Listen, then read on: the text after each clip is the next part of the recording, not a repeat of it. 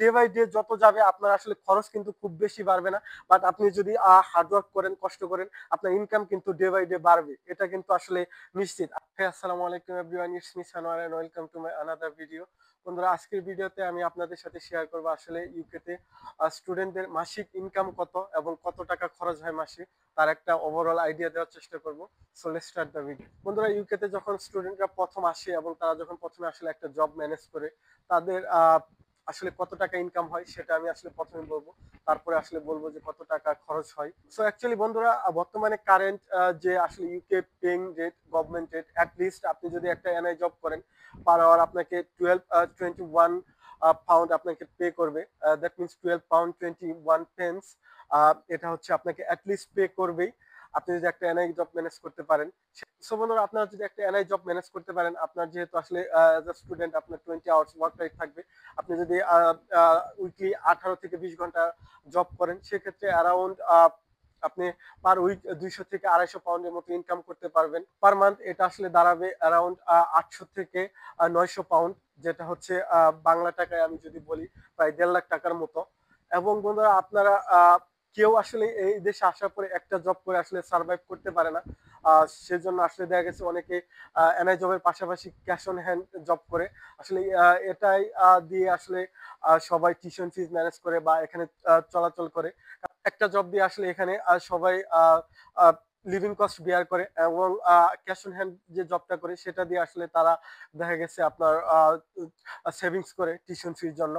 So বন্ধুরা, আপনারা যদি এনআই জবের পাশাপাশি একটা cash on hand job manage করতে পারেন, আসলে ক্যাশ অন হ্যান্ড জবে পেইং রেটটা কম। আপনি যদি আসলে একটা জব ম্যানেজ করতে পারেন, আপনি যদি উইকলি 20 আওয়ার্স বা এর চেয়ে বেশি করেন, আসলে বন্ধুরা ক্যাশ অন হ্যান্ড জবের কোনো নির্দিষ্ট কোনো পেইং রেট নাই। আসলে এটা 6 থেকে 7 পাউন্ড আসলে নর্মালি পে করে থাকে। সো বন্ধুরা, আপনারা যদি একটা cash on hand job manage করতে পারেন, আসলে ক্যাশ অন হ্যান্ড জবটা ম্যানেজ করতে একটু সময় লাগে।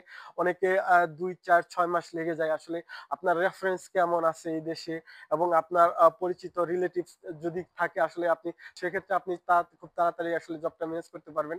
আর যদি আপনার কোনো রিলেটিভস ফ্রেন্ডস না থাকে, সেক্ষেত্রে আসলে দেখা গেছে একটু সময় লাগবে আপনার ম্যানেজ করতে। সো আপনি যদি ম্যানেজ করতে পারেন, তখন থেকে আসলে আপনার যে সেভিংস এর যে যাত্রাটা সেটা শুরু হবে আর কি।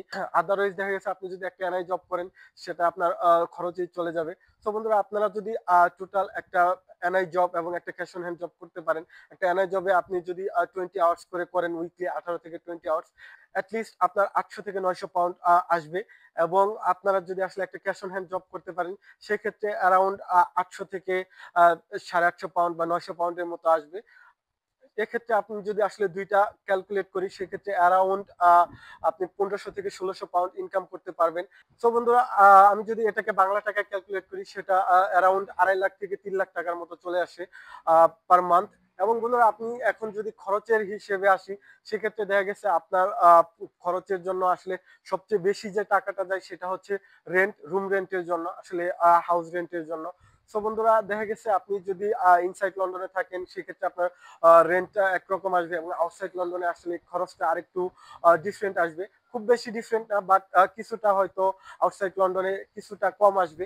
সেক্ষেত্রে আপনি যদি ইনসাইড লন্ডনে থাকেন, অ্যাটলিস্ট আপনাকে একটা সিটের জন্য, মানে আপনার আপনি যদি তিনজনে একটা রুমে থাকেন, সেক্ষেত্রে অ্যারাউন্ড 300 থেকে 450 পাউন্ডের মতো আপনার খরচ আসবে। অ্যাটলিস্ট এটা আসবেই 300 থেকে অ্যাটলিস্ট 450 পাউন্ড। এটা আপনি কিরকম রুমে থাকতেছেন, কয়জন থাকতেছে, এটার উপর আসলে ডিপেন্ড করবে। এবং বন্ধুরা, এরপর আপনার যে খরচটা আসবে সেটা হচ্ছে আপনার খাওয়া দাওয়া।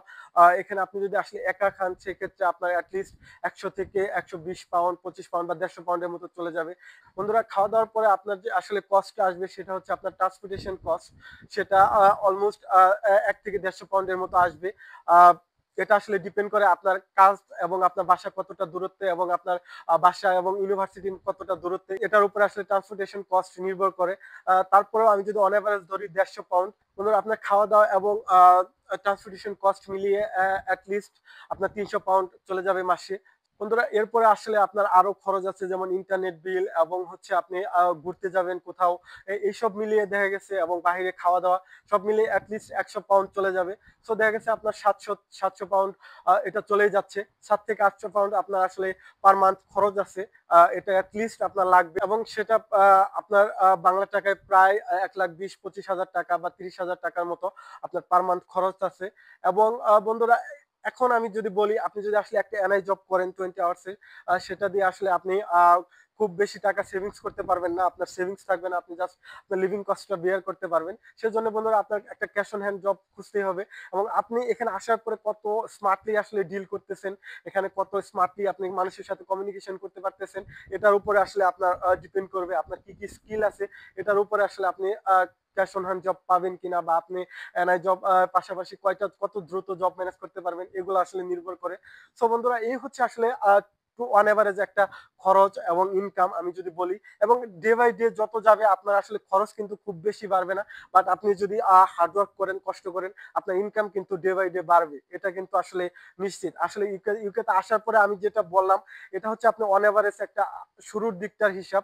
আপনি যদি 1 বছর কাজ করেন, সেক্ষেত্রে আপনার স্যালারি ইনক্রিজ হবে, বাড়বে, বা আপনি জব চেঞ্জ করেন। সো বন্ধুরা এই হচ্ছে আসলে অন এভারেজ একটা খরচ। যদি ভিডিওটি ভালো লাগে অবশ্যই আমার চ্যানেলটি সাবস্ক্রাইব করবেন এবং ভিডিওটি লাইক, কমেন্ট এন্ড শেয়ার করবেন। দেখা হবে পরবর্তী ভিডিওতে। সালামু আলাইকুম।